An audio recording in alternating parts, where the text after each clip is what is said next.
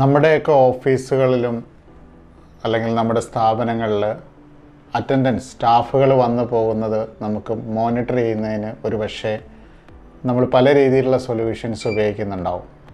തീർച്ചയായും ഇലക്ട്രോണിക് ആയിട്ടുള്ള attendance solutions അല്ലെങ്കിൽ പഞ്ചിങ് ഡിവൈസസ് നമ്മൾ യൂസ് ചെയ്യുന്നത് എപ്പോഴും നല്ലതാണ്. കാരണം നമുക്കും നമ്മുടെ സ്റ്റാഫിനും അതേപോലെ തന്നെ അക്കൗണ്ടബിലിറ്റി ഉണ്ടാകുക എന്നുള്ളതും വളരെ പ്രധാനപ്പെട്ടതാണ്.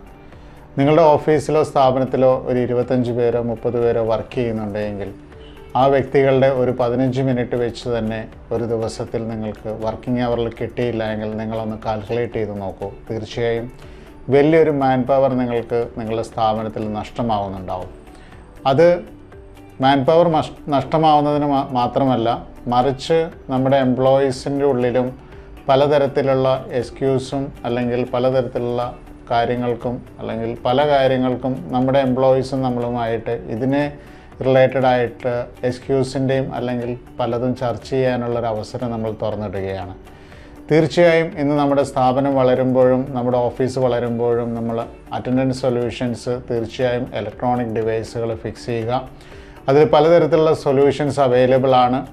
RFID ബേസ് ചെയ്തിട്ടുള്ള ഡിവൈസസ് അവൈലബിൾ ആണ്. ഫേസ് റെക്കഗ്നൈസ് ചെയ്യുന്ന ഡിവൈസസുകൾ അവൈലബിൾ ആണ്. ബയോമെട്രിക്സ് വെച്ചിട്ടുള്ള ഡിവൈസസുകൾ അവൈലബിൾ ആണ്. ഇന്ന് കൂടുതലും യൂസ് ചെയ്യുന്നത് നമ്മുടെ ഫേസ് റെക്കഗ്നൈസ് ചെയ്യുന്ന ഡിവൈസസോ അല്ലെങ്കിൽ ബയോമെട്രിക്സ് ഫിംഗർ വെച്ചിട്ട് അറ്റൻഡൻസ് മാർക്ക് ചെയ്യുന്നതോ ആണ് നമുക്ക് നല്ലത്. കാരണം RFID കാർഡ് വെച്ചിട്ടുള്ള ഡിവൈസസ് ആണ് നിങ്ങൾ തീർച്ചയായും ചെയ്യുന്നതെങ്കിൽ എംപ്ലോയീസ് തമ്മിൽ പ്രോക്സി പഞ്ചിങ് ചെയ്യാനുള്ള പോസിബിലിറ്റീസ് കൂടുതലാണ്. തീർച്ചയായും ഫേസോ അല്ലെങ്കിൽ ഫിംഗറോ ഉള്ള ഡിവൈസസ് ആണെങ്കിൽ നിങ്ങൾക്ക് ആക്യുറേറ്റ് ആയിട്ടുള്ള ഇൻഫർമേഷൻസ് നിങ്ങളുടെ എംപ്ലോയീസിൻ്റെ ആക്യുറേറ്റ് ആയിട്ടുള്ള അറ്റൻഡൻസ് ട്രാക്ക് നിങ്ങൾക്ക് തീർച്ചയായും രേഖപ്പെടുത്താനും മോണിറ്റർ ചെയ്യാനും കൺട്രോൾ ചെയ്യാനും സാധിക്കുന്നതായിരിക്കും.